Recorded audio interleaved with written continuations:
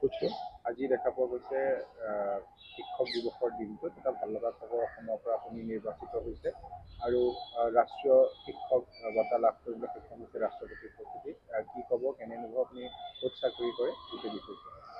মই সকলোকে ধন্যবাদ জনাইছোঁ মোক অভিনন্দন দিয়াৰ বাবে। মই বৰ্তমান ডিব্ৰুগড় জিলাৰ নামচাং চাহ বাগিচা আদৰ্শ বিদ্যালয়ৰ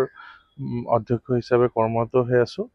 2022 চনত অসম চৰকাৰে আৰম্ভ কৰা 97খন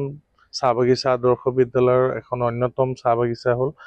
নামচাং চাহ বাগিচা আদৰ্শ বিদ্যালয়। ডিব্ৰুগড় জিলাৰ সদৰৰ পৰা প্ৰায় 70 কিলোমিটাৰ যাব লাগে নামচাং চাহ বাগিচা আদৰ্শ বিদ্যালয়লৈ যোৱাৰ পথত আমি দিহিং পাটকাই ৰাষ্ট্ৰীয় উদ্যানৰ মাজেৰে আমি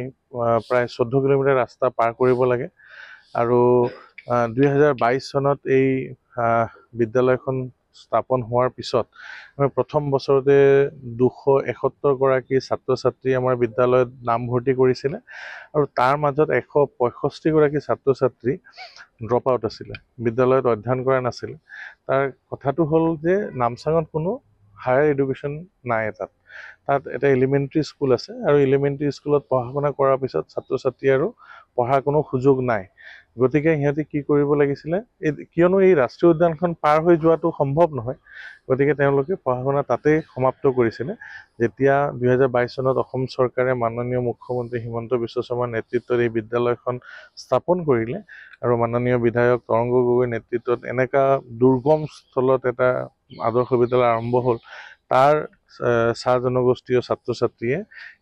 তেওঁলোকে তাত পঢ়াৰ কাৰণে সুবিধা লাভ কৰিলে আৰু আমি দুপে বিদ্যালয়খন উন্নতি কৰাৰ লগতে আপোনালোকে জানিবলৈ পাই ভাল পাব যে আমি ইছৰোৰ পৰা 2জন বিজ্ঞানী লৈ এই দুৰ্গম অঞ্চলত আমি এটা বিজ্ঞান প্ৰদৰ্শনী আয়োজন কৰিছিলোঁ 2023 চনৰ